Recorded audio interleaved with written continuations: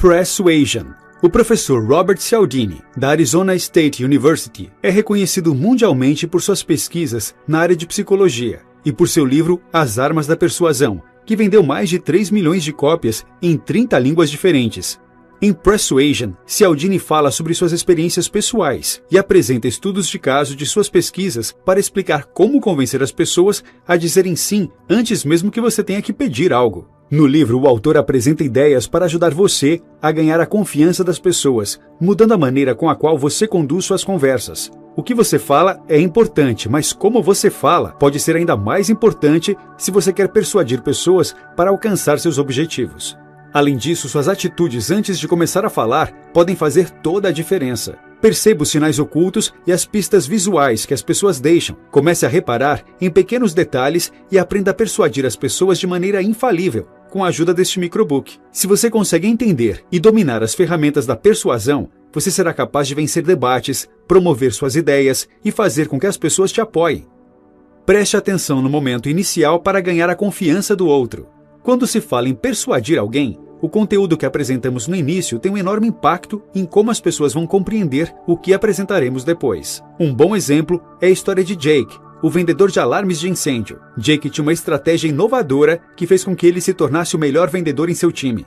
A técnica dele era simples. Quando ele fazia apresentações para vender os alarmes de incêndio para famílias, começava com seu discurso padrão, e então batia em sua cabeça, pedia desculpas e dizia às pessoas que havia esquecido uma parte crucial do equipamento em seu carro. Com muita educação, ele pedia permissão para voltar a seu carro, pegava o equipamento esquecido e entrava na casa novamente. Mas esquecer o equipamento era sempre intencional. Jake tinha uma estratégia por trás dessa ilusão. Poucas pessoas permitem que estranhos entrem em suas casas. Esse nível de confiança só é dado a amigos ou familiares. Portanto, quando Jake recebia a permissão para voltar, ele estava garantindo que as pessoas o enxergassem com confiança. Ao fazer isso, as pessoas o viam como uma pessoa confiável em seus cérebros e começavam a acreditar que ele realmente tinha os melhores interesses em seu coração, fazendo com que as pessoas comprassem seus detectores de fumaça mais do que de qualquer outro vendedor. A técnica de Jake para o sucesso foi construída inteiramente de uma ideia de associação de confiança. Ele não estava pedindo para ser tratado como um amigo próximo ou um membro da família. Ele simplesmente criou situações que fizeram com que ele fosse tratado assim. Essa técnica fez com que seus clientes o colocassem em uma categoria específica, reservada anteriormente apenas às pessoas nas quais eles confiavam, e isso os tornava mais receptivos ao discurso de vendas de Jake. A técnica de Jake pode parecer um pouco ultrapassada, mas há uma importante lição aqui para todos nós. A confiança é um instinto humano primário, e encontrar maneiras de aumentá-la vai afetar a influência que você exerce em uma pessoa. A lição-chave é: criar uma associação de confiança pode ser tão benéfico quanto ganhar essa confiança do jeito tradicional. Momentos privilegiados tornam as pessoas mais receptivas. Muitas vezes, o fator mais provável de determinar a escolha de uma pessoa em uma situação não é o mais sábio, é aquele que chamou mais a sua atenção. Um exemplo: John ganhou sua reputação em festas por sua habilidade de ler as mãos das pessoas. Seu talento em reconhecer a personalidade de cada pessoa de maneira precisa surpreendia a todos. Até que ele leu a mão da mesma mulher de maneira completamente oposta, em um intervalo de horas, e fez com que ela concordasse entusiasmada com as duas interpretações. Alguma coisa nessa história estava claramente errada. Ler as mãos de alguém é um exemplo perfeito de uma situação que cria momentos privilegiados, em que o indivíduo se torna receptivo para a mensagem que você está dizendo. O processo é simples. Quando um leitor de mãos diz que sua linha da vida mostra que você é teimoso, você vai pensar em suas experiências recentes e focar sua atenção em cada experiência em que você agiu com teimosia. Então, naturalmente, a teimosia é a primeira coisa que vem à sua mente, fazendo com que você concorde com o que foi dito. É muito improvável que você pense em situações que provem que você não é teimoso, porque é muito mais difícil pensar em situações que contestam uma afirmação do que em situações que comprovam a afirmação. Esse processo é chamado de estratégia de teste positiva. Usuários de pesquisas e testadores de produtos muitas vezes se sentem culpados por abusarem desse princípio. Se você pergunta a um cliente potencial se eles se consideram aventureiros e depois envia um produto para que eles testem, isso aumenta a probabilidade de o cliente comprar. Isso acontece porque o cérebro das pessoas foi levado a pensar em todas as coisas que as tornam aventureiras e as leva a comprar um novo produto que os encaixe nessa categoria. Quem não quer mais aventura na sua vida? Da mesma maneira, uma pesquisa que pergunta se a pessoa se sentiu feliz após testar o produto vai fazer com que sentimentos felizes cheguem à sua mente, influenciando a resposta. Foco depende da situação.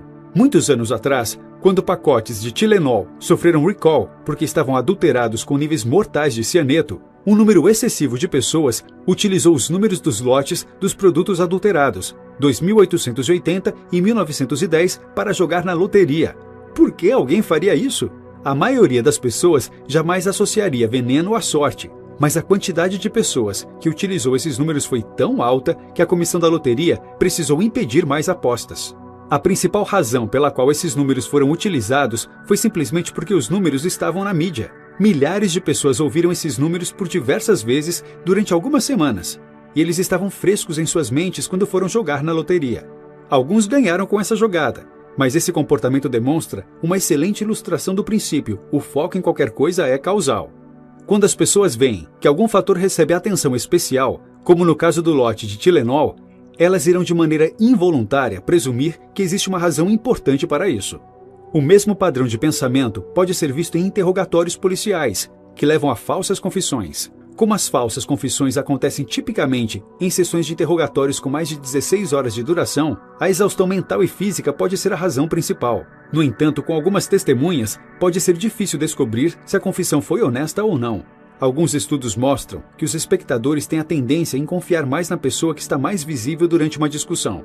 Portanto, os policiais que aparecem de frente para as filmagens passam maior controle sobre a situação, porque estão no ponto focal da imagem. Ter filmagens que mostram as duas pessoas de maneira igual remove essa tendência e faz com que seja mais fácil para os telespectadores chegarem a conclusões mais precisas sobre a confissão. O foco é sempre causal. Seja qual for seu foco, ele vai ter mais importância em algumas situações determinadas. Mudanças na comunicação promovem avanços.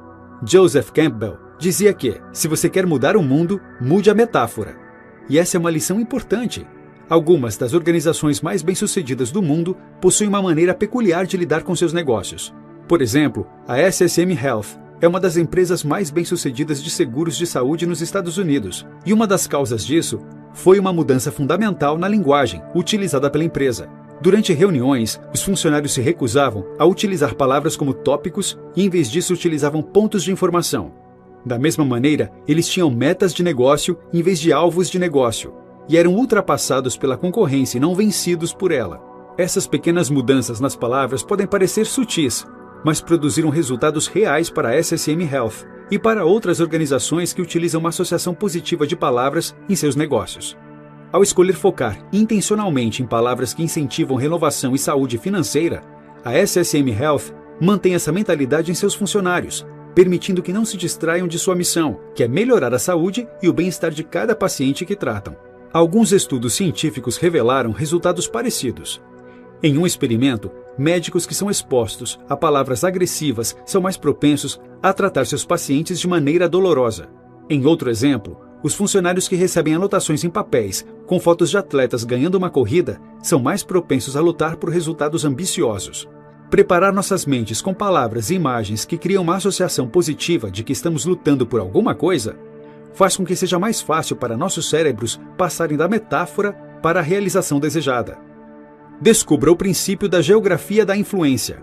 Quando Robert Cialdini começou a escrever esse livro, ele escreveu algumas partes em seu escritório na universidade em que trabalhava e outras em sua casa.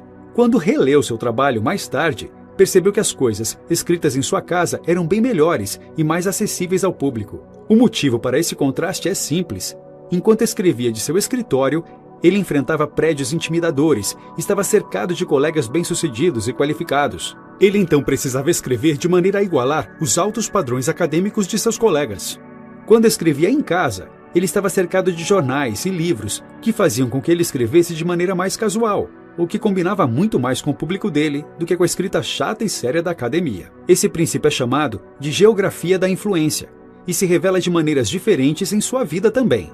Palavras, imagens e lugares podem criar associações e levar a mudanças previsíveis. Por exemplo, mulheres que são lembradas a se focar no fato de que são mulheres, circulando ou escrevendo seu gênero antes de algum teste de matemática, por exemplo, têm a tendência de se saírem pior do que as mulheres que não são lembradas de seu gênero antes de fazer o teste.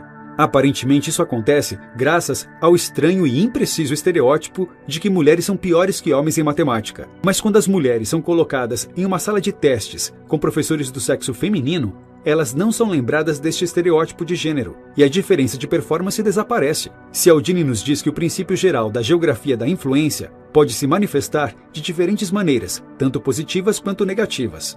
Desde ser capaz de se lembrar das coisas boas quando você envelhece, até se tornar mais produtivo no trabalho. A geografia da influência controla como nosso ambiente e espaço físico afetam nosso comportamento. Os passos para a mudança. Em seu primeiro livro, As Armas da Persuasão, Cialdini fala sobre 6 princípios universais que afetam o nível de influência que uma pessoa ou situação tem. Reciprocidade. Como um princípio geral, as pessoas dizem sim quando sentem que devem alguma coisa. Se você pode fazer as pessoas se sentirem em dívida com você, por exemplo, dando a elas um pedaço de chocolate quando entrarem em sua loja, elas provavelmente te darão alguma coisa em retorno, como por exemplo, comprar um chocolate.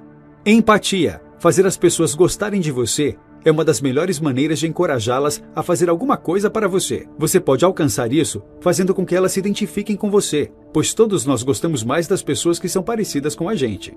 A autoridade. As pessoas preferem escutar e respeitar aqueles que são especialistas em suas áreas. Então, para ganhar influência, é importante se apresentar como uma pessoa de autoridade. Diferentes estudos mostraram que utilizar um jaleco médico fez com que alguns participantes fossem considerados mais confiáveis para os instrutores dos testes. Prova social. O que os outros estão fazendo é um grande motivador para as mudanças de longo prazo. Por exemplo, mostrar às pessoas que seus vizinhos estão poupando eletricidade é a melhor maneira de influenciar alguém a reduzir seu próprio consumo. Escassez. Todos queremos um pouco mais das coisas que não temos. Então, criar um senso de escassez aumenta a motivação do cliente para comprar um produto. É por isso que muitos produtos populares lançam versões limitadas. Consistência. A maioria das pessoas gosta de mostrar consistência entre seus comportamentos passados e presentes. Assim, o influenciador pode levar as pessoas a associarem suas ações presentes a comportamentos passados, influenciando então seus comportamentos. Esses 6 princípios juntos são motivadores importantes para levar as pessoas na direção que você quer com sua decisão. Mas além deles, Cialdini decidiu adicionar um 7º princípio em sua lista de influência. Promover a unidade ajuda a mudar os outros. Nossa habilidade de gerar mudanças nos outros é baseada muitas vezes em relações pessoais compartilhadas, que criam um contexto persuasivo que busca a aprovação. Cialdini descobriu um 7º princípio universal de influência, que é a unidade. Unidade muitas vezes vem de um senso de relacionamento com pessoas que são similares a nós, muitas vezes através de laços familiares. Esses laços nos levam a altos níveis de aceitação, cooperação, empatia, ajuda, confiança e aprovação. Algumas das melhores maneiras para desenvolver a unidade é destacar as coisas que mostram pontos genéticos em comum, seja através de laços familiares, localização geográfica ou experiência de vida. Por exemplo, a maioria das pessoas dispostas a acolher judeus durante o Holocausto eram pessoas que vieram de famílias abertas a receber diversos grupos de pessoas em suas casas e a tratá-las de maneira igualitária, independente de sua cor ou crenças. Essa experiência de acolher outras pessoas e expandir seus conceitos de família fez com que fossem mais abertas aos judeus na época do Holocausto. A unidade pode também ser formada quando as pessoas lutam por uma causa em comum ou possuem um interesse em comum. Por exemplo, estudos mostraram que quando participantes cantavam ou tocavam instrumentos juntos, eram mais propensos a ajudar uns aos outros depois disso. Marcas comerciais podem se aproveitar dessa lealdade inata, pedindo que os consumidores os aconselhem sobre como tornar seus produtos melhores. Isso vai encorajá-los a sentir que possuem um interesse em comum com a companhia e, consequentemente, aumentar a lealdade à marca. A ética por trás das técnicas de persuasão. Saber como persuadir as pessoas e fazer o que você quer, e quando é ético fazer isso, são 2 problemas completamente diferentes. Cialdini se preocupou muito ao revelar os segredos da persuasão para o mundo em seu primeiro livro, em como esse poder seria utilizado, afinal ele pode ser usado tanto para o bem quanto para o mal. Por exemplo, muitas vezes, empresas colocam os lucros acima de qualquer ética em seu processo de tomada de decisão, independente da probabilidade de serem pegos e punidos por suas transgressões. No entanto, aqueles que escolhem utilizar as técnicas de persuasão por motivos antiéticos estariam tomando uma decisão tola, já que existe evidência concreta de que táticas de persuasão inescrupulosas custam muito caro aos negócios. Isso acontece por 3 motivos principais. 1. Performance fraca dos funcionários. Trabalhar em um ambiente de moralidade questionável possui um efeito exaustivo nos funcionários e muitas vezes faz com que eles sejam menos eficientes durante seu horário de trabalho. Esse estresse moral pode causar tanto dano à performance dos funcionários quanto lidar com clientes difíceis, arrependidos da compra. 2. Alta rotatividade de funcionários. Colocar os funcionários em um ambiente de moralidade questionável faz com que muitos deles se demitam, aumentando os custos para que o empregador tente se recuperar. Normalmente, os empregados mais qualificados são os que se demitem nessa situação, e por isso os outros funcionários precisarão trabalhar duro para substituir inúmeras horas de treinamento investidas. 3. Prevalência de fraudes e irregularidades. Os funcionários que ficam na empresa são normalmente aqueles acostumados aos truques e esquemas. Isso prejudica muito a cultura da empresa. Por isso, esses negócios experimentam corrupções da própria equipe da empresa. Esses funcionários se aproveitam da situação ao máximo e trabalham para piorar o problema. Notas finais. Na maioria dos casos, quando você tenta persuadir alguém, a decisão dessa pessoa já está tomada muito antes que você faça seu argumento final. As decisões das pessoas dependem de como você apresenta a informação para elas. Portanto, sua preparação faz toda a diferença para que o comprador ou qualquer outra pessoa que você queira influenciar tome a decisão. Aprendendo a arte da persuasão ética, você vai se tornar capaz de receber mais respostas positivas em qualquer situação. Graças à geografia da influência, seu ambiente de trabalho vai exercer um grande impacto em seus resultados.